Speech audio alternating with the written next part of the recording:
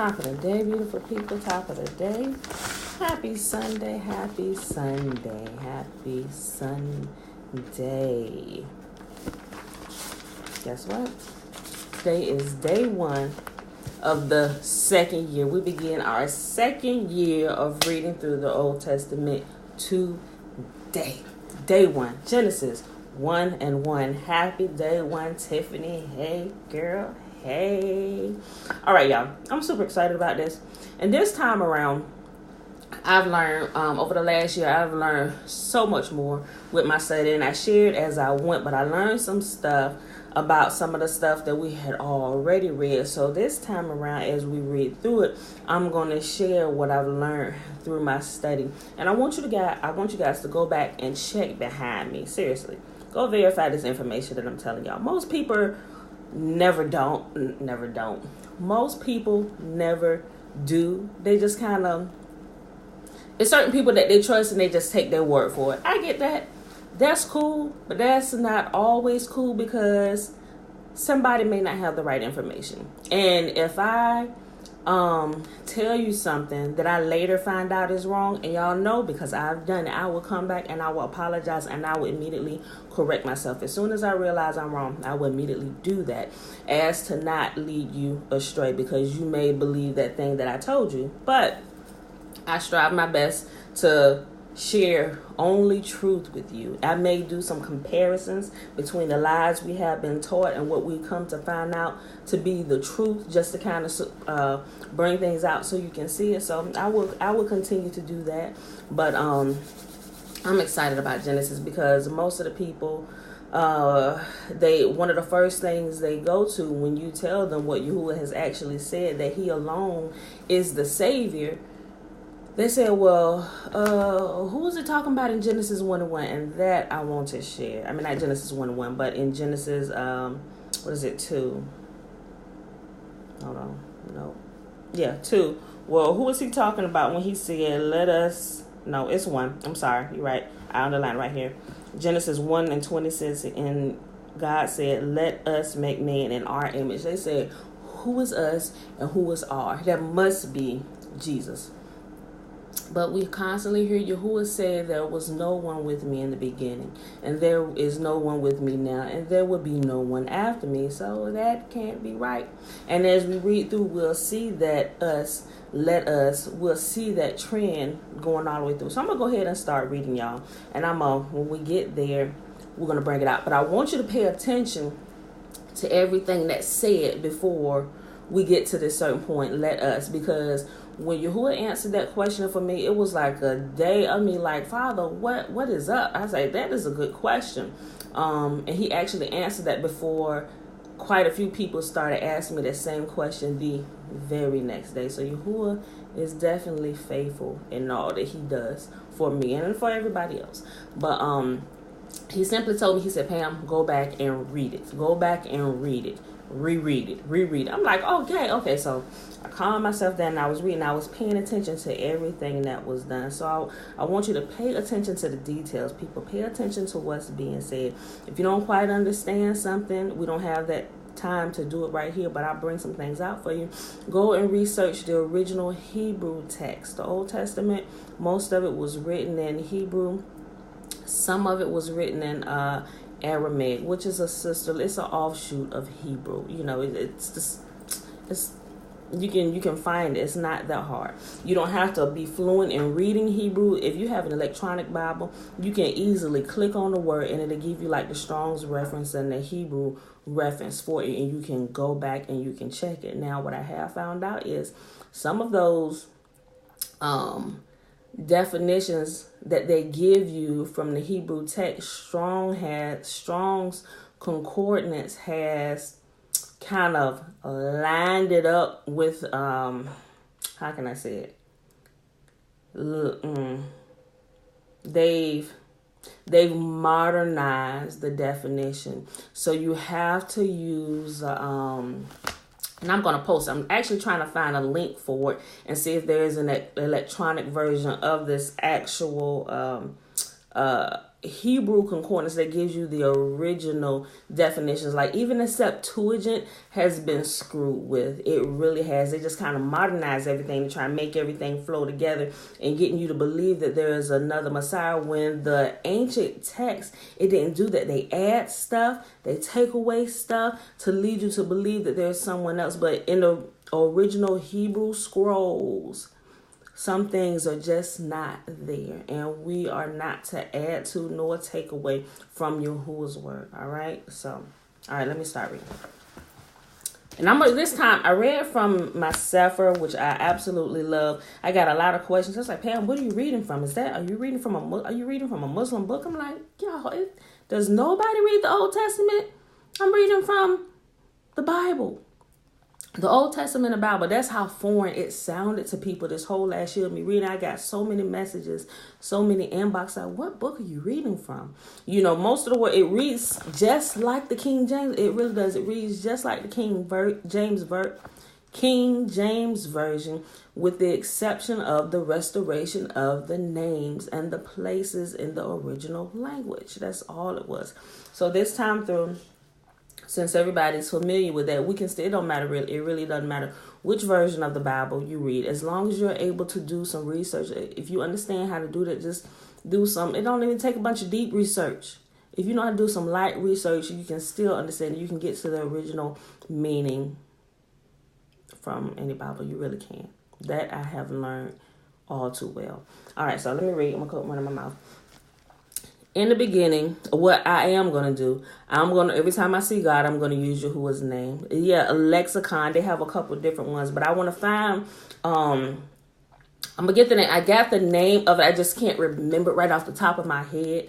And I said I was going to pull it out, but I didn't. You know, me slow poking and stuff. I didn't pull it out and write it. But I'm going to pull it and I'll post it for you guys so you can see. And then when I find like the link to the reference and stuff, I'll share all of that with you so you can do your own due diligence. You know, you ain't got to, check behind me. Check behind me. Make sure I ain't lying to you. I ain't lying to you. I'm just saying. I'm sharing with you the truth that I've learned. Things that Yahuwah has done. It is verifiable. It is absolutely verifiable. You can go in history and verify it. Everything is verifiable. We would be taught nowadays to live by blind faith. I don't know that that's such a cool thing. You know, I get that. Let's not get into that. That's a whole nother thing that's gone. People like, what? Oh, you are completely going off. Nope, you're not paying attention to what I'm saying. You know, people would rather have people lie to them. Oh, yes, that's the truth. Without going back to check them. Nope. The blind leading the blind. You've done that to me for way too long. I'm checking everything you say. I don't care who you are. I don't care how much clout you got. I don't care what your title is. Apostle, prophet, pastor, evangelist, teacher. You could be the bishop. You could be the freaking pope. I don't care. I'm checking you, bruh. I'm sick of the lies. So I'm just saying. I will hope everybody feels that way. Hopefully there are some people in your life that won't purposely lie to you. And if they did, or if they didn't realize that they've done it, they will come back and make amends and correct that. Like, look, sis, what I said, I just realized that was wrong. Scratch that. This is what it really is. Like, seriously. I will hope there are people who are honest enough in your life that will tell you the truth, even if it hurts your feelings, but you will live another day. Truth is what sets people free. Truth is what sets people free. Okay? All right, so let me go. In the beginning, Yahuwah created the heaven and the earth was without form and void, and darkness was upon the face of the deep, and the Spirit of Yahuwah moved upon the face of the waters. And Yahuwah said, let there be light, and there was light. And Yahuwah saw the light, that it was good, and Yahuwah divided the light from the darkness. And Yahuwah called the light day, and the darkness he called night. And the evening and the morning were the first day. And Yahuwah said, let there be a firmament in the midst of the waters, and let it divide the waters from the waters.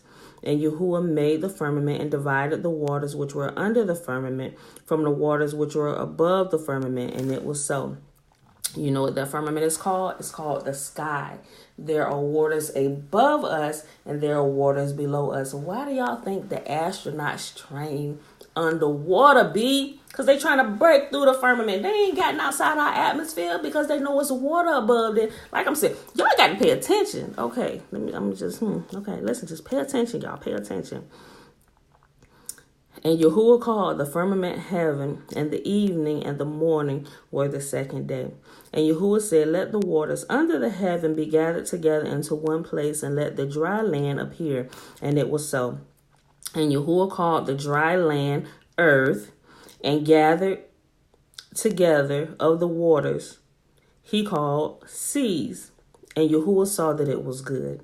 And Yahuwah said, let the earth bring forth grass, the herb yielding seed, and the fruit tree yielding fruit after his kind, whose seed is in itself upon the earth. And it was so. And the earth bore forth grass, and herb yielding seed after his kind, and the tree yielding fruit, whose seed was in itself after his kind. And Yahuwah saw that it was good. And the evening and the morning were the third day. And Yahuwah said, let there be lights in the firmament of heaven to divide the day from the night. Let them be for signs and for seasons and for days and years, and let them be for lights in the firmament of heaven to give light upon the earth. And it was so. And Yahuwah made two great lights, the greater light to rule the day and the lesser light to rule the night. And he made the stars also. So have you ever thought about that we still have daytime without the sun being out there? Like, we can still see, but it's just a dimmer day. But when the sun comes, it brightens and it heats and it causes things to grow. The sun rules the day. The moon and the stars rule the night. Verse 17. And Yahuwah set them in the firmament of the heaven to give light upon the earth, and to rule over the day and over the night, and to divide the light from the darkness. And Yahuwah saw that it was good. And the evening and the morning were the fourth day. And Yahuwah said, let the waters bring forth abundantly the moving creature that have life, and fowl that may fly above the earth in the open firmament of heaven.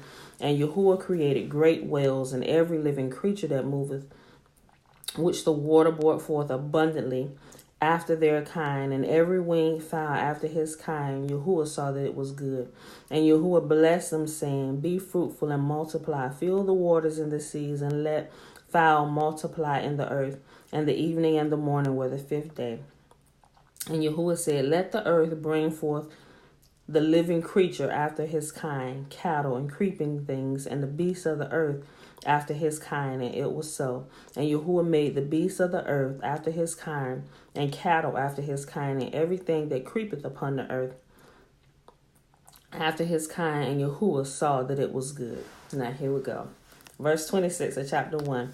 And Yahuwah said, it was Yahuwah, let us, and us is not capitalized. Remember, there is no capital letters in the Hebrew nor the Aramaic language.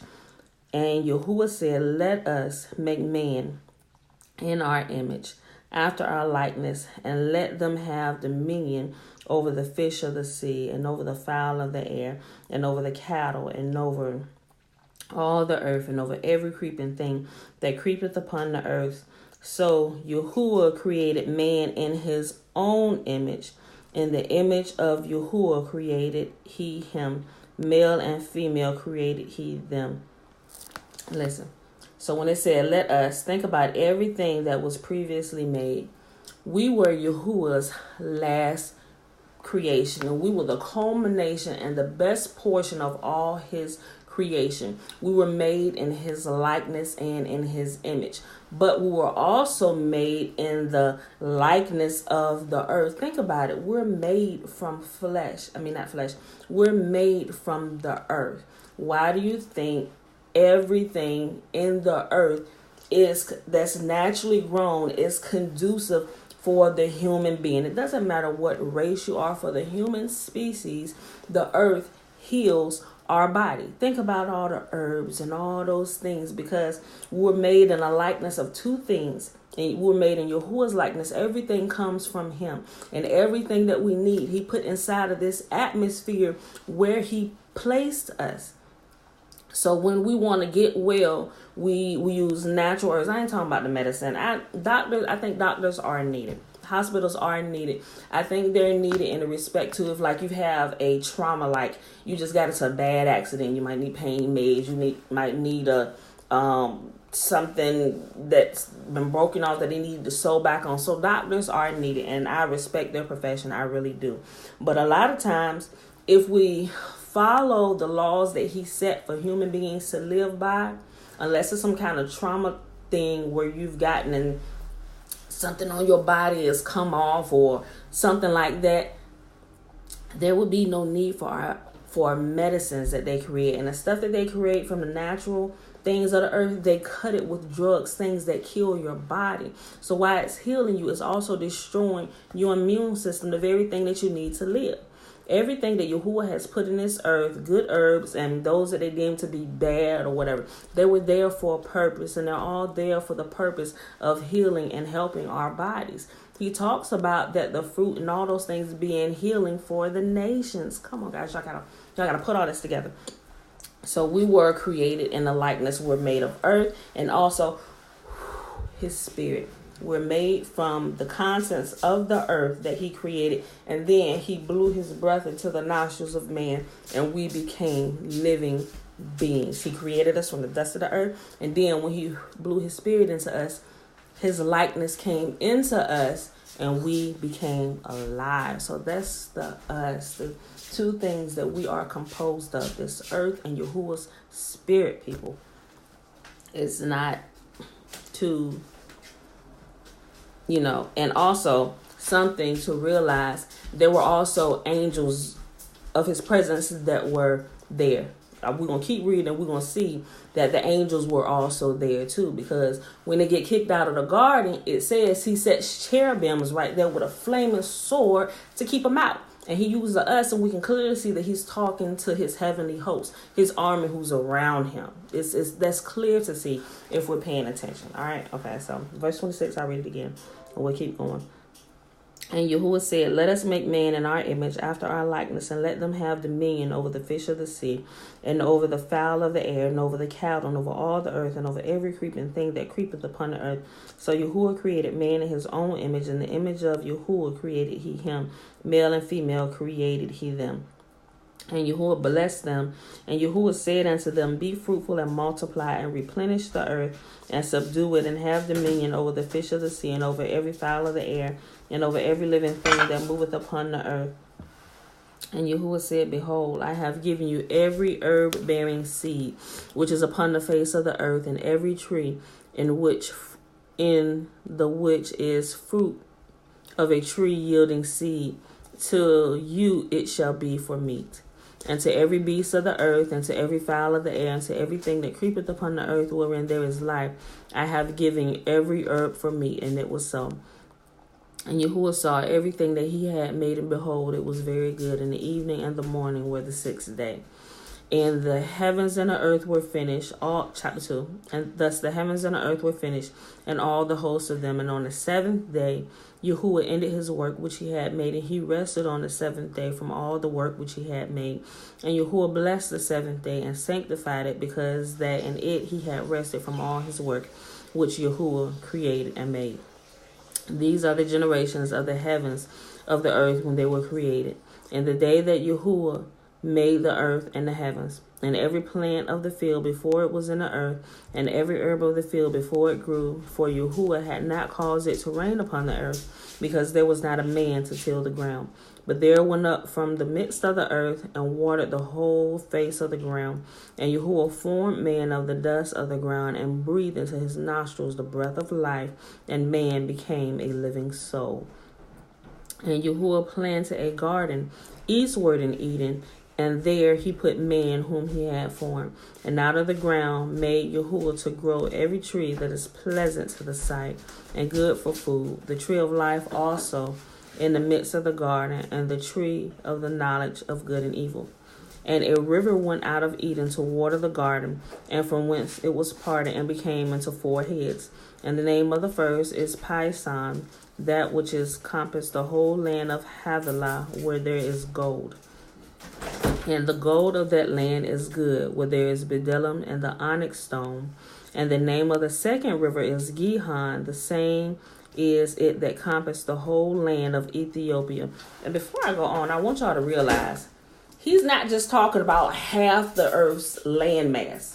He's talking about the entire earth's landmass. When we're in school and when we're in church, for some reason they seem to cut off the bottom half of the map where you don't see the Americas. All of this was included, and the garden was set in the east. And when we look at the land's earth mass as a whole, and although they did shenanigans with that and it's a layout, but it consisted of all of land's earth mass and all of earth's land mass, and those 4 rivers or heads and springs of water went out to the 4 corners of the earth, people. So from the very beginning, they're teaching you to disregard what Yahuwah has said and what's in front of our face. But there are, when you hear 4 corners of the earth, because that's the 4 main rivers that came out of Eden, parted from there. And there is a place on this earth, if you go do your research, where it seems that the rivers flow out into the earth. And let me tell you something, it ain't what they told you it was at. Oh, this place where everybody worshiping, that ain't the place. It doesn't even line up with what you read right in here. They've taught you to disregard what is in front of your face. It can't even line up. They've changed the names. They gave it some names, but it doesn't line up. It does not line up. You can do some research on some geography and some people who have actually done some exploration and stuff. And even in some of Christopher Columbus diaries and what he said, he would tell you that, let me tell you something. I'm going to put this out here. You go check into this. When they didn't share everything about Christopher Columbus. When Christopher Columbus came to the Americas, he knew what he was looking for. And stop, I'm not putting a code in for that. Go put it down, go back upstairs. He was looking to capture Jerusalem. I'm trying to do Why was he coming to South America looking for Jerusalem?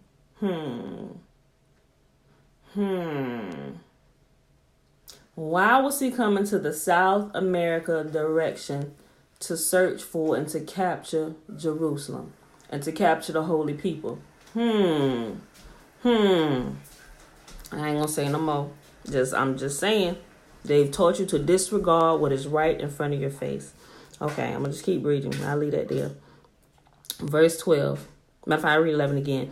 The name of the first is Pison, that is, which compassed the whole land of Havilah, where there is gold. And the gold of that land is good, for there is bdellium and there is onyx stone. And the name of the second river is Gihon. The name is it that compassed the whole land of Ethiopia. Ethiopia is what they have renamed to Africa, and they've divided some of it up. But that's one of the rivers. The whole entire continent is a continent. There are countries. There are multiple countries in that one continent. All of that was considered Ethiopia. And the name of the third river is Hiddekel, that is it which goeth toward the east of Assyria. And the fourth river is Euphrates.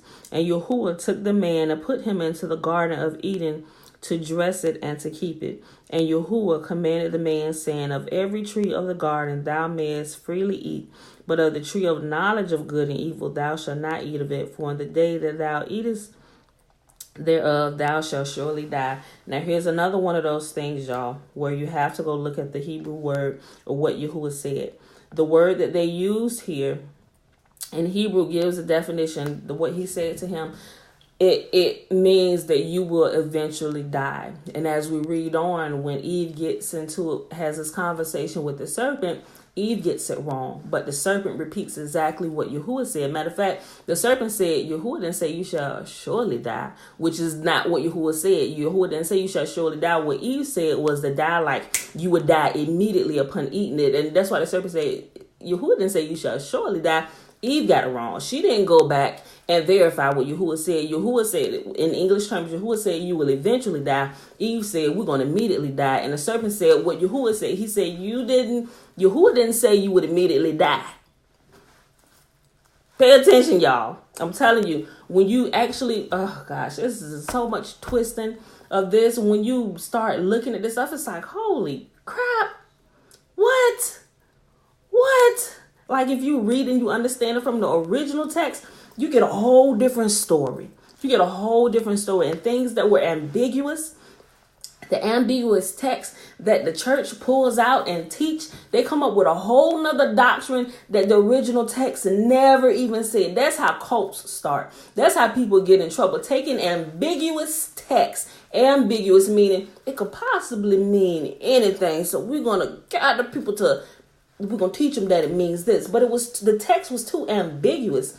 It wasn't ambiguous in the original text. You just took what they translated from something that was definitive, and you made it ambiguous where the people have to think. And those who aren't good researchers, or those just don't do their due diligence and go back and search stuff, they just going to take that information overload. They're just going to take that and they're just going to just follow the storyline along without going back, verifying what you can just put right there. Right? So everything that Yahuwah said, he's definite about it. He doesn't leave it open to your imagination. Whatever Yahuwah says, he means exactly what he says. And if there was something that needs explanation, he explains it, just like the visions and the dreams that are given to like King Nebuchadnezzar and Daniel. If they didn't understand what it means, Yahuwah gave them understanding, because after their dreams or their visions, there was an interpretation of everything that was in this dream. Yahuwah never leaves anything hanging out there. He always explains what he means. And that's something that I've learned over the last, I'm like, darn it. He meant everything he said. He did what he said he was going to do. Every time he said he was, there was nothing lingering open. Nothing at all. All right. Okay. So let me go ahead. All right. So, and let's see. But of the tree of the knowledge of good and evil, thou shalt not eat of it. For in the day that thou eatest it thereof, thou shalt surely die. And Yahuwah said, it is not good that the man should be alone. I will make him a helpmeet for him. And out of the ground Yahuwah formed every beast of the field and every fowl of the air, and brought them unto Adam to see what he would call them. And whatsoever Adam called every living creature, that was the name thereof. And Adam gave names to all the cattle and to the fowl of the air and every beast of the field. But for Adam there was not found an helpmeet for him. And Yahuwah caused a deep sleep to fall upon Adam, and he slept. And he took one of his ribs and closed up the flesh instead thereof.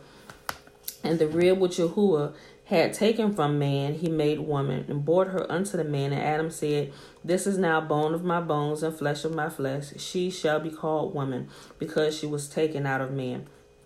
Therefore shall man leave his father and his mother, and shall cleave unto his wife, and they shall be one flesh. And they were both naked, the man and his wife, and they were not ashamed. Chapter 3, last chapter for today. Now the serpent, also this word serpent here, in the Hebrew text, it has, it means an adversary, or a Satan, ha-Satan. It simply means an adversary, something that's contrary to the current thing, right? Now the serpent was more subtle than any beast of the field which Yahuwah had made. And he said unto the woman, hath Yahuwah said, ye shall not eat of every tree of the garden? Now, do we really believe when Yahuwah put it there, did we really think that he knew that they weren't going to eat of it? He had to give them some kind of test. He really did. So that was a test for them. He knew they were going to eat it. He set it all in motion. That's why he brought it out. You can eat of everything except for this one tree right here. It's like and Eve saw that it was pleasant and it was good for food. That's like a parent taking a chocolate candy bar or some donuts or something that's really enticing, and sit it right there in the kitchen. Like, listen, everything in this kitchen you can eat, children. But don't touch these donuts right here. Don't touch these. You eat everything else in here. but these ready to go. They're sitting right there. Every time you walk into the kitchen, it's like, oh my gosh, if she don't come get these donuts out this kitchen, I don't know how much longer I can last. He knew that they were going to eat of that tree. That's why he set the test in motion. Like, if we keep on reading, we will see that Yahuwah is constantly testing the hearts of his people to see if they were going to be obedient to his commands. All the way through, we see that same thing. All right, y'all. So, last chapter. Now the serpent was more subtle than any beast of the field which Yahuwah had made. And he said unto the woman, Yea, hath Yahuwah said, Ye shall not eat of every tree of the garden?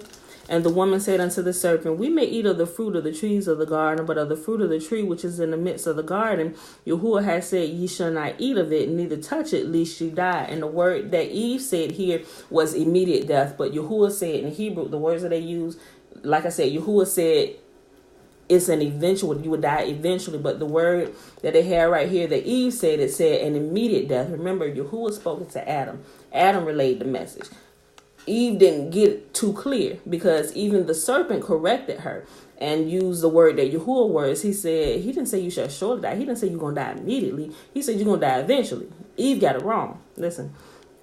And the woman said unto the serpent, We may eat of the fruit of the trees of the garden, but the fruit of the tree which is in the midst of the garden, Yahuwah hath said, Ye shall not eat of it, neither shall ye touch it, lest ye die. And the serpent said to the woman, Ye shall not surely die, for Yahuwah doth know in the day that ye eat thereof, then your eyes shall be opened, and ye shall be as gods, knowing good and evil. Did the serpent lie? No, because we know what the serpent told her is exactly what happened. How do we know? Because Yahuwah said exactly what the serpent said. The serpent didn't lie to her. Eve got it wrong. Guys, I'm telling you, reading and research is fundamental. Okay, listen. And when the woman saw that the tree was good for food, and that it was pleasant to the eyes, and a tree desired to make one wise, she took of the fruit thereof and did eat, and gave also unto her husband with her. And he did eat. It still blows me away that Adam didn't stop her. And the eyes of them both were open, and they knew that they were naked, and they sewed fig leaves together and made themselves aprons. And they heard the voice of Yahuwah walking in the garden in the cool of the day, and Adam and his wife hid themselves in the presence of Yahuwah amongst the trees of the garden. And Yahuwah called unto Adam and said unto him, Where art thou? And he said, I heard thy voice in the garden and was afraid, because I was naked and I hid myself. And he said, Who told thee that thou wast naked? Hast thou eaten of the tree whereof I commanded that thou should not eat? And the man said, The woman you gave to be with me, she gave me of the tree, and I did eat. And Yahuwah said unto the woman, What is this thing that thou hast done? And the woman said, Well, the serpent beguiled me, and I did eat. And Yahuwah said unto the serpent, Because thou hast done this, thou art cursed above all cattle, and above every beast of the field. Upon thy belly shalt thou go, and the dust shalt thou eat all the days of thy life. I want you to think about something. Let me finish reading this. And I will put enmity between thee and the woman, and between thy seed and her seed, and it shall bruise thy head, and thou shalt bruise his heel. And unto the woman he said, I will greatly multiply thy sorrow and thy conception. In sorrow thou wilt bring forth children, and thy desire shall be to thy husband, and he shall rule over thee. And unto Adam he said, Because thou hast hearkened to the voice of thy wife, and thou hast eaten of the tree which I have commanded thee, saying, Thou shalt not eat of it, cursed is the ground for thy sake, and sorrow shalt thou eat of it all the days of thy life. Thorns, also thistles, shall it bring forth to thee, and thou shalt eat the herb of the field. Thorns also and thistles shall it bring forth to thee, and thou shalt eat the herb of the field. Meaning, you are going to toil to get this land to grow for you. Before, he didn't have to do that. He simply had to till it, because Yahuwah caused everything to grow. He provided everything for them. When they got into disobedience, Yahuwah said, Now, it's going to be hard for y'all. You're going to have pain in childbirth, and you're going to work like a Hebrew slave. He said, I just added that in. He said, you're going to really toil to cause this to grow and produce, because it's not going to do what I cause it to do when you are walking in obedience. And if that right there, we see that happening all the way through. And what's one of the promises when Yahuwah said what happened when he regathers his people to the land? He's going to cause the food to grow. Our land would be, the food of our land would be famous. It would be known to the nations. He's going to restore what was broken back here. And what he said about the children, that he would, although when he regathers us, we would be small, we will multiply. He will multiply our children forever for the multiple generations, and we will grow and be the largest people. If you're not paying attention, you don't even see him correcting what he says. We're taught about something else, eternal life. And that's not what Yahuwah said. What eternal life is. He said, I'm going to return you to your land, and I'm going to reset it just like it was in the very beginning. I will be the one that causes the land to produce goodly fruit. Matter of fact, not only that, your land will be famous for the food that it grows. You're going to be known all over the world because I'm the one who tends and takes care of your food. That's what he says all the way through. How do we miss that? Okay, let me finish, y'all, because I'm getting excited. I'm just saying, reading is fundamental. Verse 18, thorns also and thistles shall it bring forth to thee, and thou shalt eat the herb of the field, and the sweat of thy face shall thou eat bread, till thou return unto the ground. For out of it thou wast taken, for dust thou art, and unto dust thou shalt return. And when they return to the dust, it's called sleeping with the fathers. It didn't say you going to hell or going to whatever, he said you're going to return back to the dust. From dust you were taken, and to the dust shall you return. You're going to go sleep with your fathers, and you're going to go be buried in the dirt, wherever your body is going to decompose, and the earth is going to reassimilate your remains into itself, and it's going to continue on, but your body is going to return to the dirt, baby. And Adam called his wife's name Eve, because she was the mother of all living. Unto Adam also, unto his wife, did Yahuwah make coats of skin and clothe them. And Yahuwah said, behold, listen to this. And here is where the serpent, he said exactly, the serpent didn't lie, because Yahuwah says right here, he verifies it. Listen. He said, Yahuwah knows that in the day you eat of it, your eyes are going to be open. Listen to what Yahuwah says. It's the very same thing. Verse 22. And Yahuwah said, behold, the man is become as one of us, to know good and evil. Did the serpent lie? The serpent did not lie. The serpent told her the truth. And you got to think about it. If the food for the serpent, if he's going to eat dust all the day of his life, I mean, it's guys, that's another whole thing. It looked like the serpent is eating all the days of his life, because the dust is he gonna lick dust all the days of his life, But also, the serpent was an animal, and that is verifiable proof. You can go look up the structure of a serpent, and you will see that they have the skeletal, their body composition. They have legs. They have the whole setup where they can grow legs, but it's not being used. It's in every single one of them. That's verifiable proof that what Yahuwah said is true. I'm just telling you, everything that Yahuwah said can be verified, and we can go check it. And that is a very well-known fact today all across the earth. Go check the structure of a snake. It used to walk upright, but because of the curse, it now slithers and it licks dust all the days of its life. Listen. And verse 22, I read it again, and we'll be done, y'all. And 3 verses.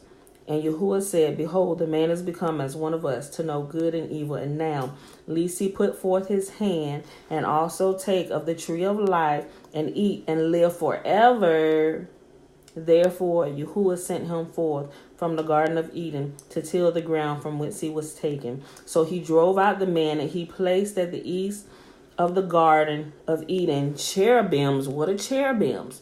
The cherub, did they just appear? No, they were already there. He placed cherubims, which are messengers or angels. He placed them there to guard the entrance. And So he drove out the man, and he placed at the east of the Garden of Eden cherubims and a flaming sword, which turned every way to keep the way of the tree of life. Now, people only get eternal life with the tree of life, because we'll also see, as we read, and it's going to be many days from now when we actually get to that, Yahuwah says, and you can actually go Google this. Yahuwah said there's going to come a day that those who die at 100 years old will be considered wicked. Why? Because when Yahuwah returns us to the land and he gives us access back to the garden, to the tree of life. It's healing for the nations. This is the ultimate stuff. They were living for such a long time. He's going to restore all of that. All of that is going to be restored.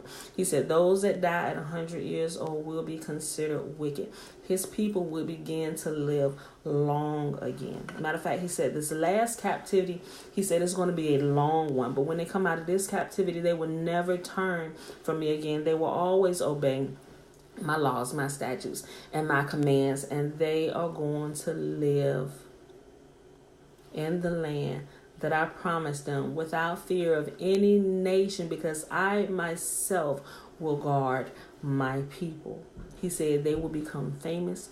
Their land will become famous because of their foods. All the nations will stream to my land. And I am going to teach people. Y'all, I'm telling you, this is so good. If we just read it, I'm telling you, forget everything that everybody else can torture and read it like you ain't never read or heard nothing about it before, and read it with the intent on understanding it, just the characters and everything, because you will never get some of the interpretations that you get out here in religious factions, what they say. You will never come up with what they teach you. I mean, you will actually have a more healthy understanding if you read this without the interpretation input of anybody. All right, so with that being said, beautiful people, we done.